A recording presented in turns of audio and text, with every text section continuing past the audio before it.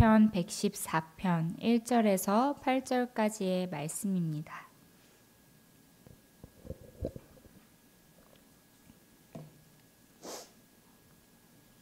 하나님께서 오늘 우리에게 주시는 말씀은 시편 114편 1절에서 8절까지의 말씀입니다. 다 찾으셨으면 한 절씩 교독하시고 마지막 절은 함께 읽겠습니다. 이스라엘이 애굽에서 나오며 야곱의 집안이 언어가 다른 민족에서 나올 때에 유다는 여호와의 성소가 되고 이스라엘은 그의 영토가 되었도다. 바다가 보고 도망하며 유다는 물러갔으니 산들은 숫 양들 같이 뛰놀며 작은 산들은 어린 양들 같이 뛰었도다. 바다야 내가 도망함은 어찌함이며 유다나 내가 물러감은 어찌함인가. 너희 산들아 숫 양들 같이 뛰놀며 작은 산들아 어린 양들 같이 뛰놀면 어찌함인가. 땅이여 너는 주 앞 곧 야곱의 하나님 앞에서 떨지어다. 그가 반석을 쳐서 못물이 되게 하시고 차돌로 샘물이 되게 하셨도다.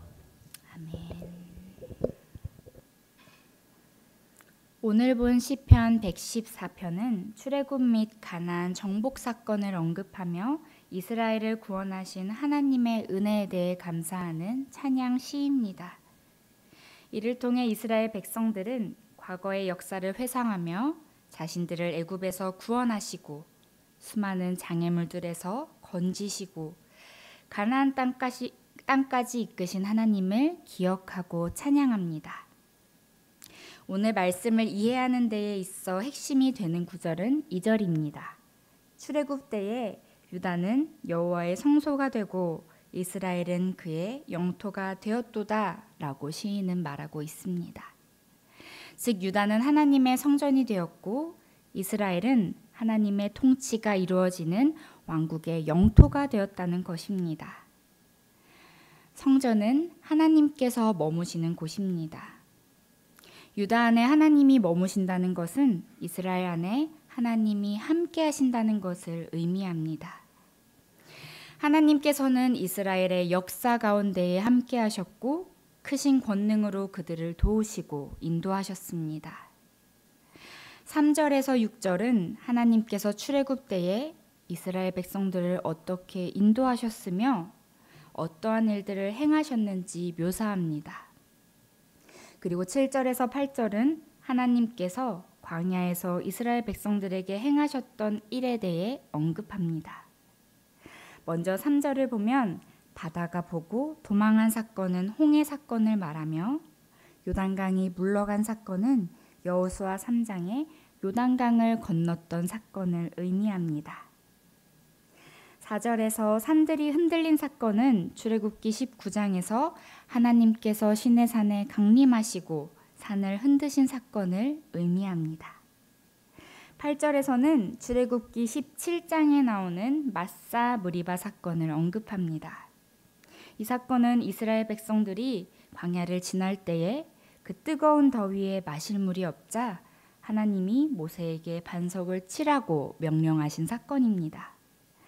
모세가 하나님의 말씀대로 반석을 치자 그 딱딱했던 반석은 물이 되어 백성들이 마실 수 있게 되었습니다. 이렇게 출애굽 때에 하나님께서 행하셨던 많은 일들을 통해 우리는 하나님이 얼마나 전능하시고 위대한 분이신지를 다시 한번 보게 됩니다.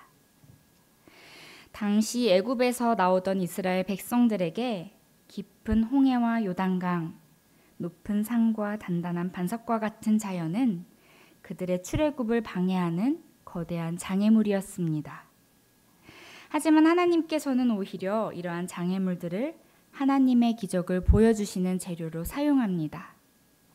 바다와 요단강, 산과 땅, 반석은 하나님의 임재 앞에서 그들의 몸을 떨 수밖에 없었습니다. 산이 얼마나 높고 크든 바다가 얼마나 깊고 넓든 간에 하나님 앞에서는 단지 몸을 떠는 피조물이기 때문입니다.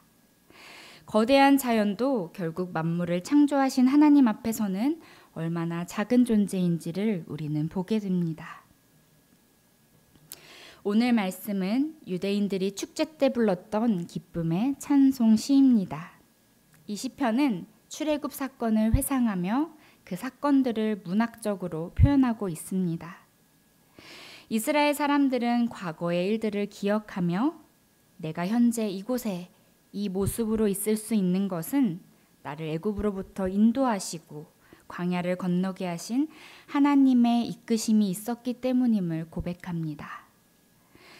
이스라엘이 애굽에서 나왔을 때 하나님께서는 넓고도 깊은 홍해를 가르셨고 그들이 가나안으로 들어갈 때 요단강을 멈추시고 건너게 하셨습니다.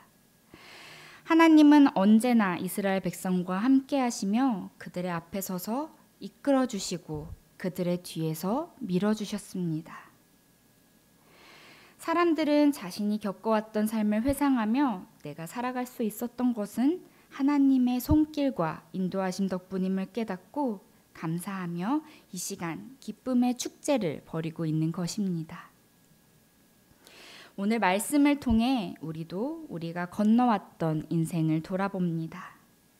각자에게는 자신만의 삶과 경험이 있을 것입니다. 지나왔던 길들이 누구에게는 순탄했을 수도 있을 것이고 누구에게는 거칠고 험난했을 수도 있습니다. 그리고 누구에게는 소소하고 평범한 나날들이었을지도 모릅니다. 그리고 이렇게 각자가 통과하고 건너왔던 길에는 여러 가지의 일들과 장애물들이 있었을 것입니다.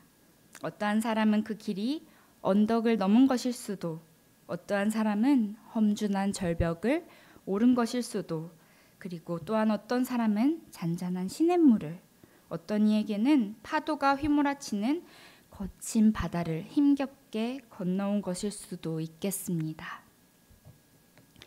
그러나 오늘 말씀을 통해 우리가 분명히 볼 수 있는 것은 출애굽 때에 이스라엘을 인도하시고 이끄셨던 하나님이 나의 삶도 여기까지 인도하시고 이끌어 주셨다는 것입니다. 우리의 지난 삶들을 돌아볼 때 나는 나의 어려움을 나의 힘이 아닌 우리를 지탱하시고 인도하시는 하나님의 손길에 의해 이곳에 왔다는 것을 고백합니다. 우리가 우리의 삶에서 하나님의 세심한 손길을 발견할 수 있을 때에 지금 이 시간 이 자리에 우리는 축제의 기쁨을 가져올 수 있습니다. 왜냐하면 지난 시간 속에서 우리가 모든 여정을 건널 수 있도록 인도하신 하나님이 오늘 우리와 함께 하신다는 것을 우리는 믿고 고백하기 때문입니다. 이 시간에도 우리는 각자가 지닌 삶의 자리와 시간을 마주하며 살아갑니다. 지금 어려운 시간을 지나고 계시는 분들도 계실 것이라고 생각합니다. 자녀이든 가족이든 일이든 신앙이든 혹은 질병과 같은 개인적인 문제들이 있을 텐데요. 그것이 산이든 바다이든 언덕이든 사막이든지 지난 시간을 통과할 때 함께 하셨던 하나님이 지금도 우리와 함께 하신다는 것을 기억하셨으면 좋겠습니다. 우리가 그 하나님을 기억하고 기뻐하며 내가 마주한 시간과 자리를 꿋꿋하게 걸어가는 저와 여러분이 되시기를 소망합니다. 기도하겠습니다. 참 좋으신 하나님, 오늘도 우리가 모이게 하시고 예배할 수 있도록 인도해 주심에 감사드립니다. 오늘 말씀을 통해 주님의 크신 능력과 이름을 찬양하며 영광 올려드립니다. 삶을 돌아보며 하나님께서 나를 여기까지 인도해 주셨음을 보게 됩니다. 내가 여기에 올 수 있었던 것, 내가 이 자리에 존재하는 것, 내가 살아 숨쉬는 모든 것까지 그 모든 것이 다 하나님의 이끄심과 손길 덕분이었음을 고백합니다. 내가 힘들 때 나를 끌어주시고 내가 기쁠 때 나를 기쁨으로 충만하게 하시고 내가 슬플 때 나의 눈물을 닦아주셨던 하나님이 계셨기에 삶을 살아갈 수가 있었습니다.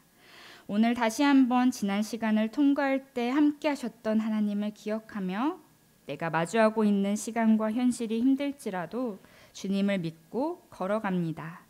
오직 주님의 발걸음을 따라가는 우리가 되게 하시고 기쁨과 감사로 주님께 찬양 올려드리는 우리가 될 수 있도록 인도하여 주시옵소서. 감사드리며 예수님의 이름으로 기도드립니다. 아멘.